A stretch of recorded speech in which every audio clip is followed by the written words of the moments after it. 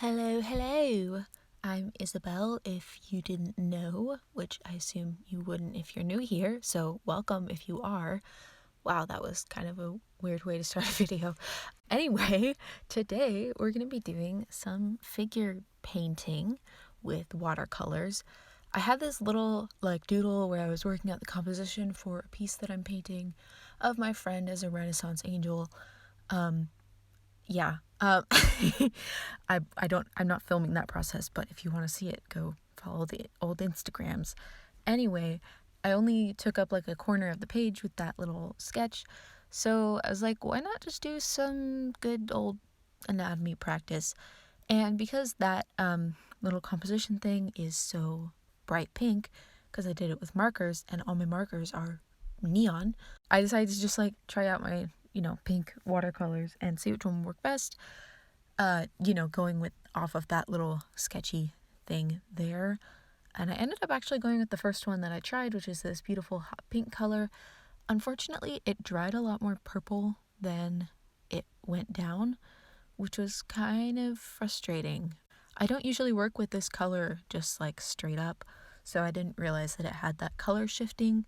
Probably should have waited for all the swatches to dry before I picked the one that I was going with, but honestly, looking at all the swatches now, I still think this was the best choice. So, I don't know, maybe I need to get neon watercolors or something. I think that's a thing. Anyway, I wanted to do some figure drawing, except this is painting, and I saw somebody do figure painting with watercolor. I don't remember who it is. Sorry, I wish I could link a video for you guys, but yeah, I don't remember whose video it was.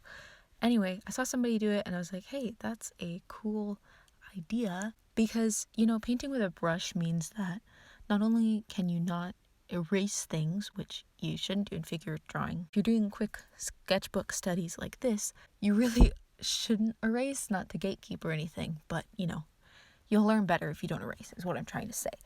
So with a brush, that, really prevents any of that urge. And also, doing watercolor allows you to just get these, the basic shapes down, and you don't have to mix up more paint or anything.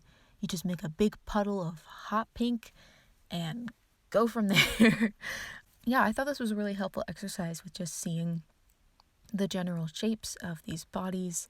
They all ended up being pretty much action poses, except for a couple, which is fine. I don't know. I was using Pinterest, so that's kind of what you find there, is a lot of action shots. I really like how the hot pink looks. I like how this entire spread turned out. I think it's really pretty.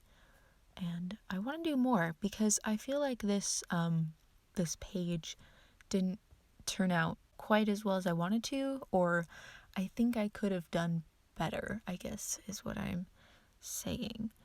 I think I could have gotten the dynamic nature of some of these poses a bit better, and the proportions to some of them are a little bit off.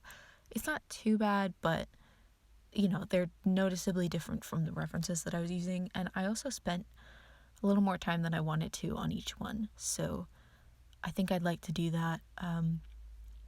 I was trying to focus on the shapes, but you'll notice that I do resort to the outlines quite a bit, which is not entirely what I wanted to do, but yeah, that's okay. I mean, again, I think it'd be a really helpful exercise to do multiple times, because that's how you improve.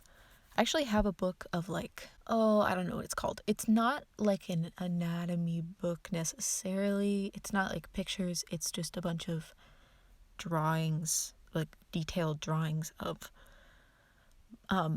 muscles and poses. Well, actually, I don't think it has poses, but it's this is how the body works and looks in that sort of academic drawing style.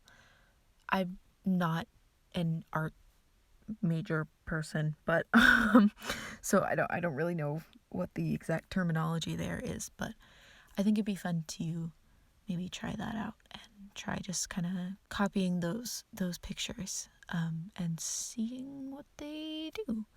This was actually a really great sketchbook exercise because I kind of have this fear of filling up sketchbook pages, and So this was a good way to just fill up an entire spread and also build off of something that I'd kind of drawn in just like a little corner, because I don't know, I get scared of drawing like one image on an entire page all by itself in a sketchbook, which is probably why it takes me forever to fill up sketchbooks, because everything I draw is super tiny.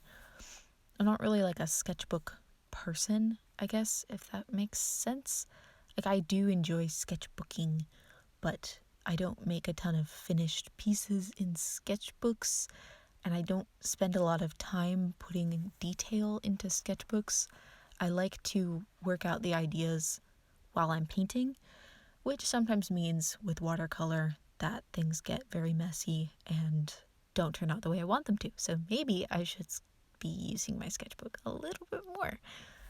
But it's fine. Everything is perfectly fine. I do really love this hot pink color though. I think it really pops on the page, and I'm glad I didn't choose like a boring gray or brown color, although I think those have their place. But yeah, if you're looking to fill up your sketchbook, fill a spread with some figure drawing, because you'll also improve your anatomy skills. I've been working on my anatomy more because I feel like it's something that I want to include more in my work, and I just don't quite have the skill set to be able to,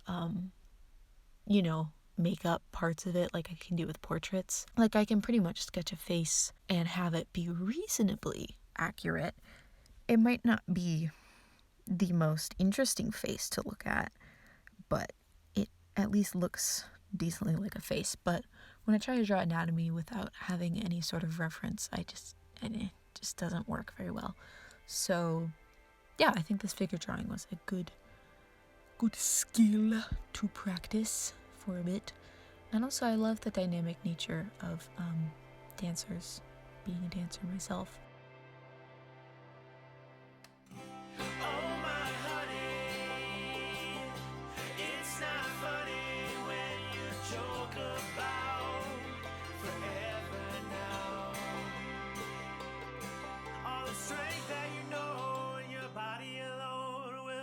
Send me on my way.